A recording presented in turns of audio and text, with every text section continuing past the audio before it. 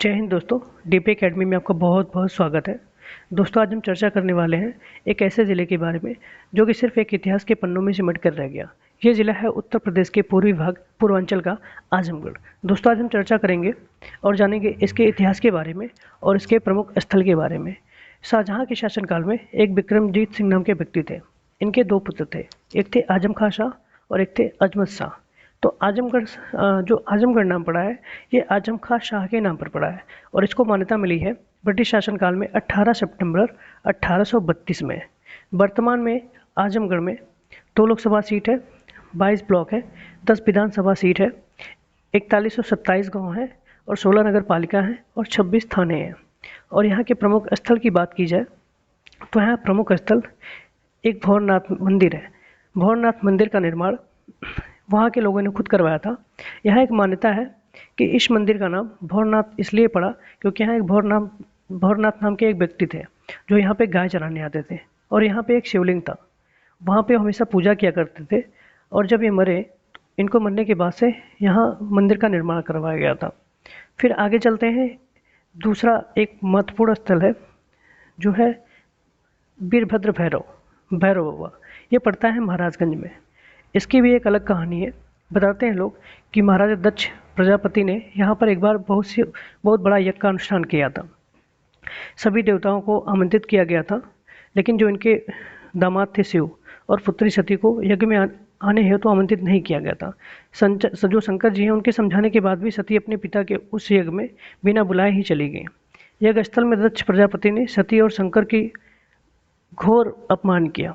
इसका जो अपमान न सहने के कारण सती ने तत्काल यज्ञ स्थल में ही जलकर भस्म हो गई। सती की मृत्यु का समाचार पाकर भगवान शंकर ने वीरभद्र भैरव उत्पन्न कर उनके द्वारा उस यज्ञ का विध्वंस कर दिया गया। वीरभद्र भैरव ने पूर्व में भगवान शिव का विरोध तथा उपहास करने वाले देवताओं तथा ऋषियों का यथा योग्य दंड देते हुए दक्ष प्रजापति का सिर भी काट डाला।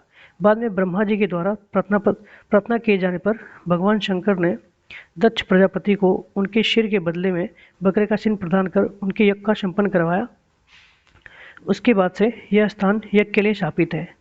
यहाँ आज तक कोई भी यज्ञ सफल नहीं हुआ। लोग यहाँ आते हैं और यज्ञ का अनुष्ठान भी करते हैं, पर कोई न कोई विघ्न पड़ जाता है, यज्ञ संपन्न नहीं हो पाता। तभी से यहाँ पर भैरव बाबा की स्थापना की गई और फिर बाद में इस बड़े मंदिर का निर्माण किया गया। फिर तीसरा स्थल आता है यहाँ पर दुर्वासा ऋषि।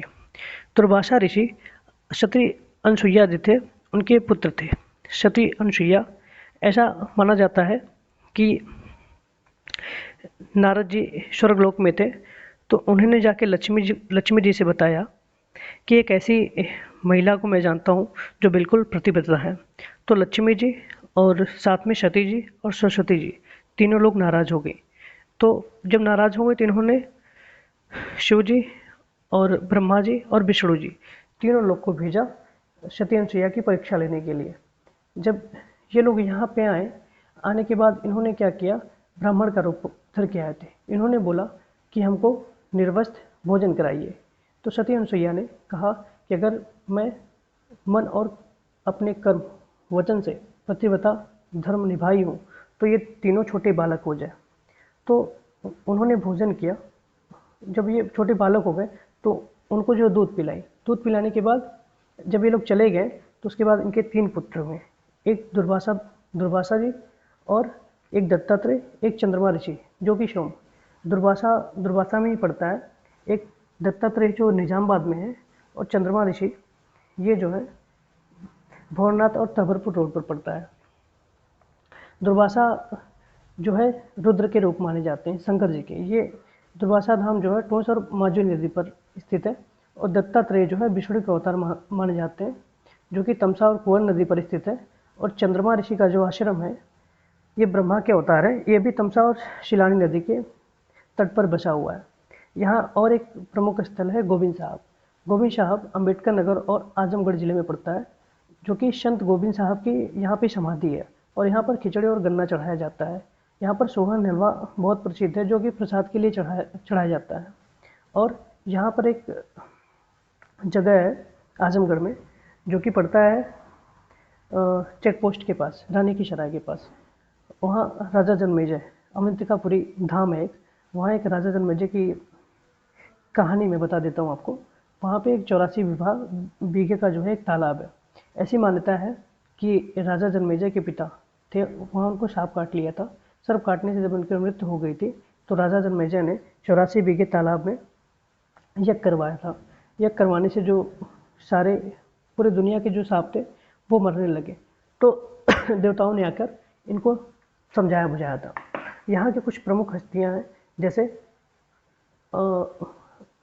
कैफी आजमी साहब हैं, और उसके साथ जो है अयोध्या सिंह उपाध्याय हरिओध हैं, और आपके जो हैं राहुल संस्कृतायन हैं। कुछ ऐसी हस्तियां हैं। और यहाँ के नगरों की बात की जाए, जैसे यहाँ के प्रमुख काम क्या है, तो निज़ामाबाद में एक ब्लैक पोट्री बनती है। इस ब्लैक पोट्री जो है बाहर बाहर तक जाती है।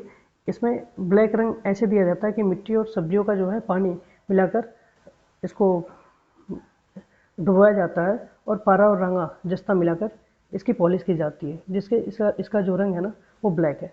और एक स्थान यहाँ पे मुबारकपुर है। मुबारकपुर में बनारसी साड़ी बनती है। पहले मुबारकपुर का नाम जो है काजमाबाद था, उसके बाद मुबारक ने इसको बसाया, जो कि यहाँ पे साड़ी के लिए फेमस है। और वन डिस्ट्रिक्ट वन प्रोडक्ट के लिए इसको जीआई टैग भी मिला हुआ है। और एक यहाँ पे ये किला है। ये किला राजा हरवंश सिंह गौतम ने के द्वारा निर्मित करवाया गया था, जो कि ये महीनगर में पड़ता है।